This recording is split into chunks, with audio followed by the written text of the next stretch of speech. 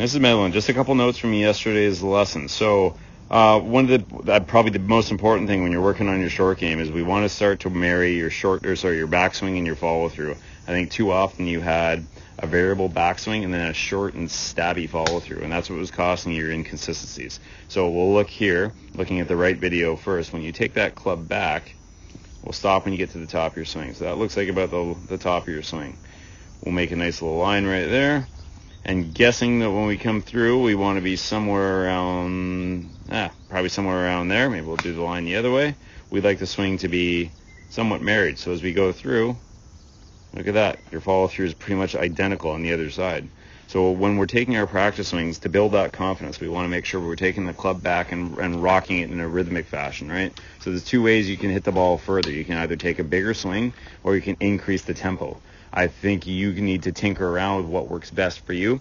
But if you're increasing the distance, if you choose to increase distance to make the ball go further, you need to increase the distance not only on your takeaway, but your follow through as well.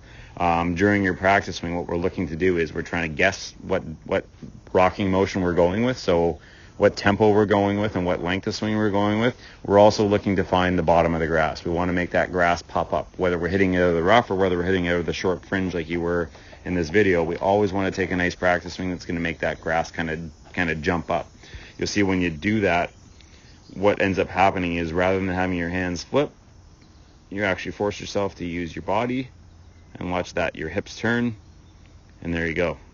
The ball gets launched on the trajectory that you're predicting. So again, one of the other practice things we talked about yesterday is when you're up on the putting green hitting shots, I would pick a target and hit your pitching wedge for your medium shot, your 9-iron for your lower shot, and your sand wedge for your higher shot, and start to figure out how the swings are different. When you're hitting that 9-iron, that low shot, it's going to take a lot less power and therefore a smaller swing.